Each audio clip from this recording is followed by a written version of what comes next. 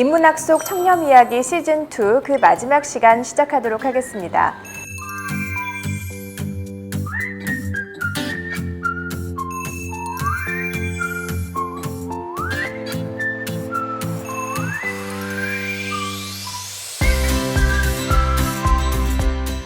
세계적인 대규모 부패 스캔들은 시대를 막론하고 있어 왔습니다. 그리고 그때마다 이를 파헤치기 위해 고군분투했던 보통 사람들의 용기도 있었는데요.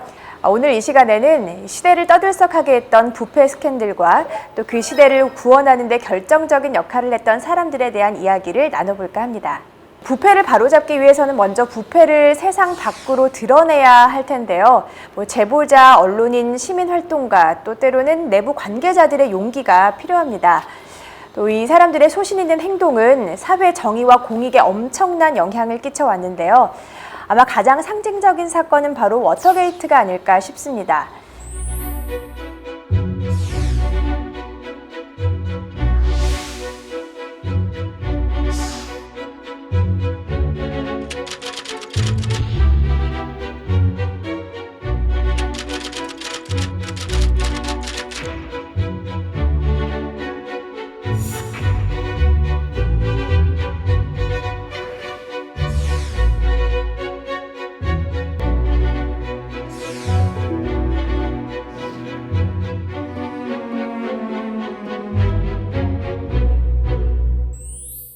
닉슨 대통령을 물러나게 한 워터게이트라는 거대한 스캔들에서 가장 먼저 생각나는 것은 이 워싱턴 포스트지의 밥 우드워드와 칼 번스타인 기자가 아닐까 싶은데요. 이 거대 권력의 음모를 파헤칠 수 있었다는 게 정말 보통 용기로는 쉽지 않았을 것이라는 생각이 듭니다. 오늘 저와 함께 하시는 이 심리학 또 철학 두 분의 교수님께서 보시기에 이 워터게이트 사건 속의 공정과 정의는 뭐라고 생각하시는지 좀 궁금하기도 한데요. 먼저 김선욱 교수님께서 먼저 말씀 전해주시죠. 가장 중요한 덕목은 용기라고 말을 할 수 있겠습니다. 정의나 공정을 위해서도 사실은 정의롭게 살려는 용기, 공정하게 일을 처리하려는 용기가 사실은 우선이 돼야 되기 때문에 용기라고 하는 것이 가장 핵심적인 키워드라고 얘기할 수가 있을 텐데요. 우선 물불을 가리지 않고 그 취재를 이렇게 했던 그 언론의 용기, 이것이 가장 첫 번째로 우리가 지적해야 될 것이고, 그 노력과 함께 아주 핵심 간부이지만 이것이 부당한 일이고 정의롭지 않은 일일 때 그것을 내뱉겠다라고 하는 그 생각을 가졌던 권력에 깊숙이 들어있는 사람의 용기, 이것이 중요한 요소라고 보겠습니다. 소위 이제 딥 스로트라고 하는 이제 그 말을 직역을 하면 이제 깊은 목구멍 또는 목구멍 속 깊이 있는 것인데요. 아주 고위급에 있으면서도 그 권력 속에서 이루어지고 있는 그 부정의의 핵심적인 내용을 드러낼 수 있는 그와 같은 용기라고 하는 것이 이 전체의 가장 핵심적인 중요한 덕목이 아닌가 싶습니다. 김선욱 교수님께서 말씀하셨던 이 딥스로트 외에 또 하나의 또 단어가 또 여기서 유래가 되기도 하죠. 그 스모킹건이라는 단어지 않습니까? 이제 사실 직역하면 그냥 연기 나는 총인데 어떤 사건을 풀 수 있는 결정적인 실마리가 되는 증거, 그런 걸 의미하는 단어가 또 여기서 유래가 되죠. 네네. 사실 단순 침입 사건으로 묻힐 뻔했던 이 사건이 이렇게 커진 데는 권력 중심부에 있었던 그 은밀한 제보자의 그 도움이 결정적이었지 않나 싶습니다. 사실 이 딥스로트의 정체를 둘러싼 수수께끼가 이제 2005년도에 본인이 직접 나서면서 풀렸죠. 전 정말 놀랐는데 FBI 2인자였던 마크 펠트 부국장이었잖아요. FBI면 사실은 대통령의 최핵심 측근이지 않습니까? 그런데 이분이 30년 동안 그 얘기를 비밀을 지키면서도 그 전에 그 얘기를 제보를 하실 수 있다는 거는 두 가지가 한번 생각해 볼 필요가 있는 거죠. 첫 번째, 제보자 보호가 정말 잘 돼 있구나. 30년 동안 제보자가 누군지 지킬 수 있다는 건. 두 번째는 그 최측근인 FBI 2인자인 사람조차도 제보를 할 수 있을 만큼 용기를 낼 수 있을 만큼 그 용기도 대단하지만 그 용기를 만들어내는 전반적인 분위기가 사회적이고 문화적으로 갖춰져 있었구나 라고 하면서 좀 많은 걸 느끼게 됐었어요. 네, 정말 이 사건을 보면서 언론 보도에 있어서 정말 제보의 힘이 너무나 크구나라는 생각을 많이들 특히 언론인들은 하셨을 것 같습니다.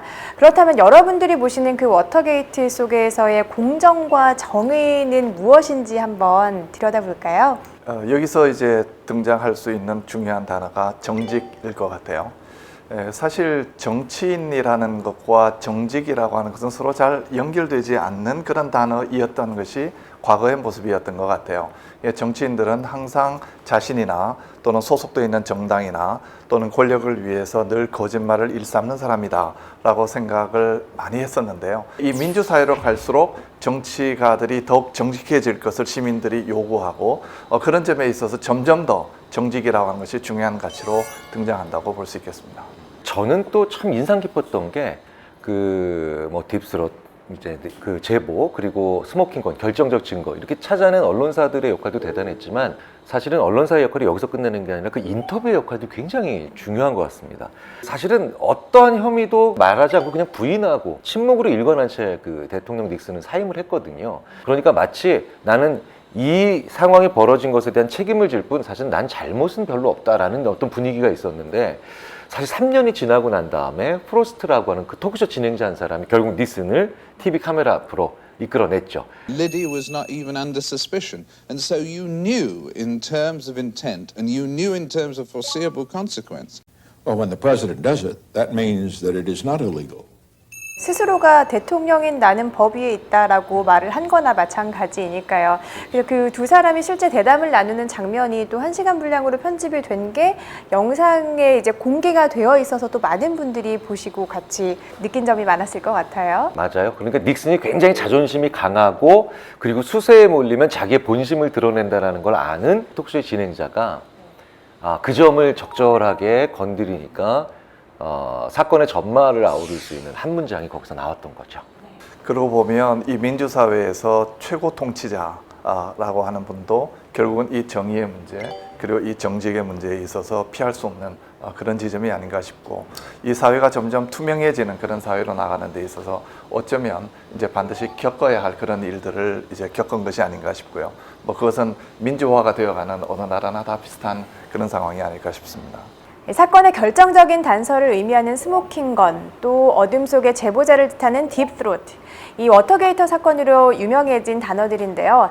하지만 이 워터게이트가 터지기 불과 1년 전에도 스모킹건과 딥스로트가 존재했습니다. 바로 펜타곤 페이퍼스 사건입니다. 바로 이 펜타곤 페이퍼 사건을 바탕으로 한 영화가 더 포스트인데요. 미국 여성 최초로 워싱턴 포스트의 신문 발행인을 지냈던 캐서린 그레이엄과 또 편집국장을 지냈던 벤 브래들리가 취재한 펜타곤 페이퍼스 사건을 배경으로 하고 있습니다. 뉴욕타임스의 첫 의혹 기사가 났었고 또 워싱턴 포스트는 당시에 펜타곤 페이퍼스를 입수해 보도하면서 알려지게 된 부패 스캔들입니다.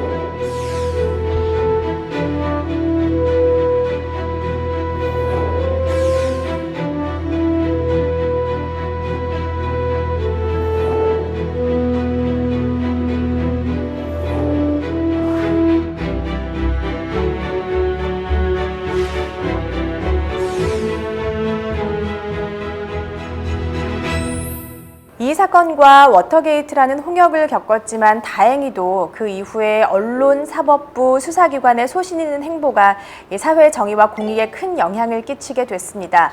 의혹이 남김없이 드러났고 또 관련자들도 처벌을 받게 됐죠. 정치는 보다 투명해졌고 또 정직하지 못한 정치인은 살아남을 수 없다는 것도 보여졌다는 점에서 그 의미가 크다고 할 수 있겠습니다.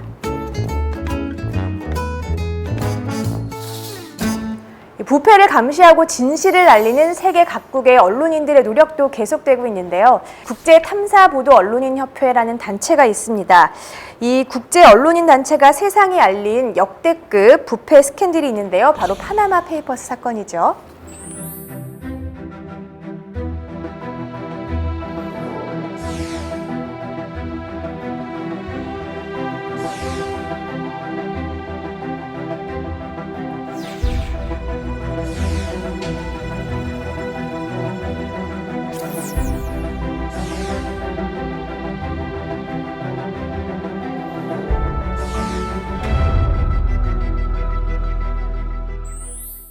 좀 전에는 펜타곤 페이퍼스고 이번에는 파나마 페이퍼스고 이 페이퍼스가 문제네요.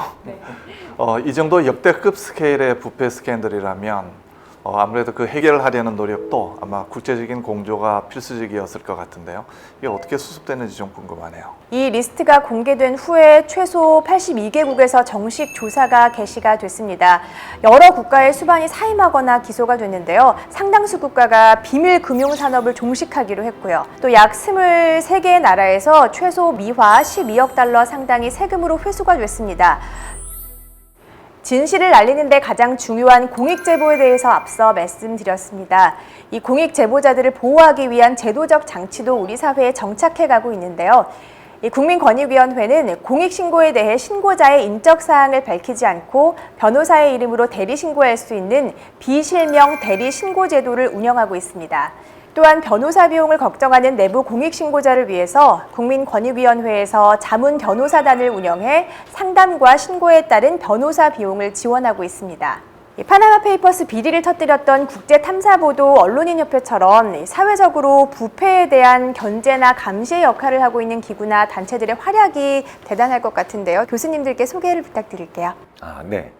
그 세계 각지에서 이제 부패를 고발하고 퇴치하는 뛰어난 개인과 조직에게 국제 투명성 기구에서 수여하는 반부패상이 이제 가장 대표적이고요. 반부패상뿐만 아니라 매년 국가별 부패인식 지수를 선정해서 발표하는 등 이 청렴을 위한 그 범세계적 활동에 매진하고 있는 단체들이 이렇게 있습니다. 그런데 우리나라의 청렴도 순위는 국가별 부패인식 지수에서 최근 3년 동안 꾸준히 상승하고 있다는 겁니다.